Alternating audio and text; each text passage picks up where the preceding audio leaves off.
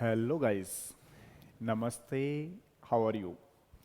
पहले से बढ़िया फिट बने रहो। फिट होना बहुत ज़रूरी है। अगर आप फिट होगे तभी तो हिट होगे। चलिए देखिए, मैं 10th वाले बच्चों के लिए थोड़ा सा स्पेशल करने वाला हूँ 5 मिनट्स। अभी बहुत सारे बच्चों ने, लगभग 40% स्टूडेंट्स ने कोचिंग ले ली है और 60% में से 40% 50% बच्चे थोड़ा सा कन्फ्यूज़न में हैं और 10% वो बाद में सोचेंगे। तो देखिए, कन्फ्यूज़न में बिल्कुल मत रहिए। थोड़ा सा मैं आपको बता दूं कि कोचिंग लेना ज़रूरी है या नहीं है नीट और जेई एस्पायरेंट बच्चों के लिए। अगर आप कोचिंग नहीं भी लेते हैं तो भी चलेगा, कोई प्रॉब्लम नहीं होती है उसमें। बट आपको पढ़ने में उस समय मज़ा आना चाहिए, क्योंकि पढ़ना आपको ही है। और बहुत सारी ट्रिक होती हैं जो कि टीचर बताता है। अगर आप खुद भी पढ़ते हो तो वो आप आराम से निकाल ले जाओगे, ऐसे एग्जाम को कोई प्रॉब्लम इसमें नहीं आती है। अब होता क्या है, जिन बच्चों के मार्क्स 90 प्लस थे, 85% थे, तो उन्होंने जल्दी से कोचिंग ले ली है। लेकिन जिन बच्चों के इस बार थोड़े से मार्क्स कम थे, 65, 70, 75, तो वो बच्चे सोच रहे हैं कि क्या करना चाहिए और कैसे एक शेड्यूल रखना चाहिए। इसमें देखिए होता क्या है, थोड़ा सा कॉम्पिटिटर्स बढ़ रहे हैं, इसलिए आपको यहाँ पर ट्रिक की रिक्वायरमेंट होती है।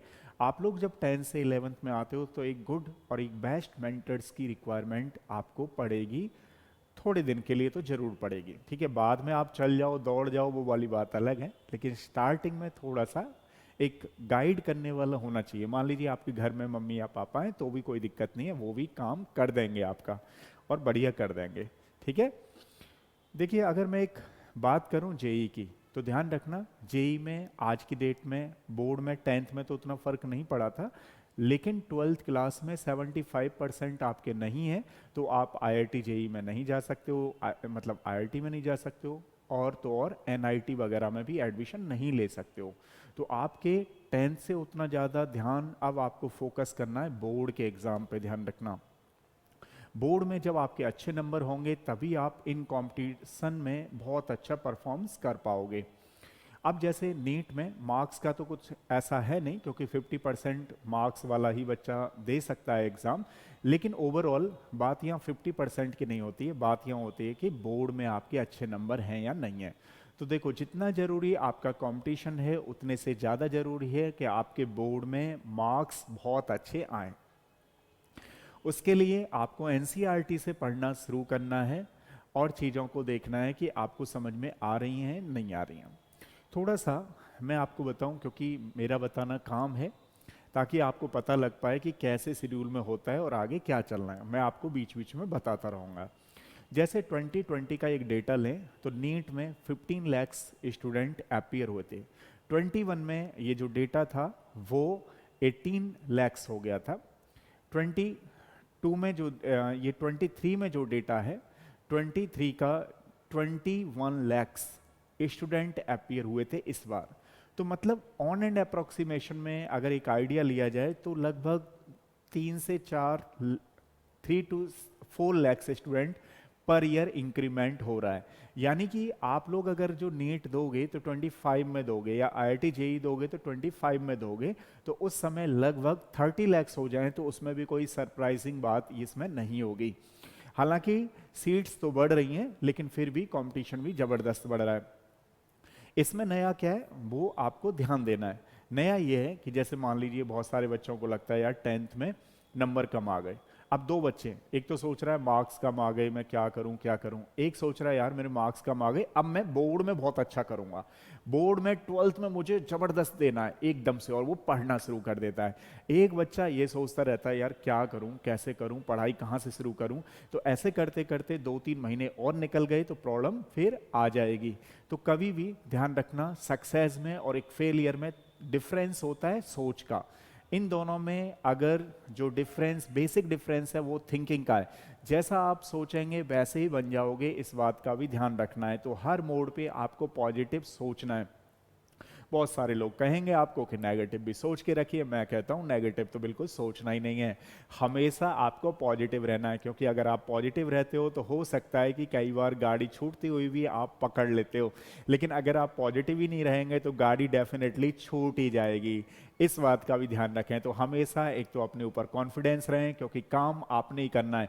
चाहे कोचिंग कोई भी ले लीजिएगा, कोचिंग का कोई मतलब नहीं रह जाता। फिर मैं कह रहा हूँ, बिना कोचिंग के भी आप नीट, IIT, जेई को निकाल सकते हो, लेकिन उसके लिए आपको चाहिए बहुत अच्छी थिंकिंग, और बहुत अच्छी थिंकिंग, पॉजिटिव थिंकिंग के साथ पॉजिटिव डोज के साथ पॉजिटिव स्ट्रेटजी। अगर आप ये सारी चीजें कर लेते हो तो डेफिनेटली आप नीट और IIT जेईई बोर्ड करते करते ही निकाल सकते हो। लेकिन अगर आप ये सब नहीं करते हो तो प्रॉब्लम आ सकती है। तो ध्यान रखिएगा, थिंकिंग के साथ आपको वर्क भी करना होगा, क्योंकि जब आप कोचिंग लेंगे तो कोचिंग में क्या होता है, टीचर पढ़ा देगा, पढ़ना आपको ही पड़ेगा। यानी कि ऐसा मान के चलिए 70% आपका काम है, 30% टीचर का काम है। टीचर आपको एक गाइड कर सकता है, अपने एक्सपीरियंस बता सकता है, लेकिन करना आपको ही पड़ेगा। तो चलिए, जो बच्चे जिनको लगता है कि 11th क्लास में जिन्होंने कोचिंग ले ली है, अच्छी बात है। जिन्होंने नहीं ली है वो हमारे यहाँ पे यानी YBS इंस्टीट्यूट में ले सकते हैं। और ओनली 20 स्टूडेंट्स का बैच होता है, छोटा सा ऑफलाइन।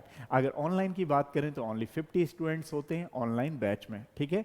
रेगुलर क्लासेस होती हैं 3 डेज इन अ वीक, और आप लाइव क्लासेस भी ले सकते हो, उसमें रिकॉर्डेड वीडियो भी ले सकते हो।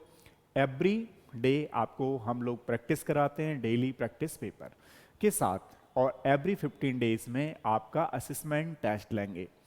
अगर आपको लगता है कि कुछ नया करना है तो डेफिनेटली ज्वाइन करिए, अपने बेसिक कॉन्सेप्टों पे फोकस करिए। जब आपने देखा था, जब आपके 9th-10th के उतने चीज़ें नहीं थी 8th 9th में, तो आपने 10th में भी आपको खुद से लगा होगा, यार मेरी ये कमी है, ठीक है, पता लग जाता है बच्चे को। तो आपने कोशिश करनी होगी 11th में उन कमियों पर ओवरव्यू करने के लिए, ओवरकम करने के लिए, और उन कमियों को रिमूव करने के लिए। जब आप लोग अपने ऊपर काम करोगे तो डेफिनेटली एक फेज ऐसी आएगी कि आपको बहुत अच्छा लगने लगेगा। हो सकता है 1-2 बार आपको फेलियर मिले, फेलियर इन दी सेंस कि आप जब ये जो टेस्ट दोगे, वो इसीलिए असेसमेंट टेस्ट रखा जाता है कि जितनी गलतियां करनी है यहाँ पे कर लो। फोर्टनाइट टेस्ट मीन्स 15 दिन बाद टेस्ट होगा। जितनी गलतियां करनी है यहाँ कर लो, वहाँ गलतियां नहीं करनी है, ठीक है। तो लगे रहिए और जुड़े रहिए। जो बच्चा ज्वाइन करना चाहे वो डेफिनेटली फर्दर कांटेक्ट कर सकता है। नेक्स्ट वीडियो में मिलते हैं, तब तक के लिए थैंक यू सो मच।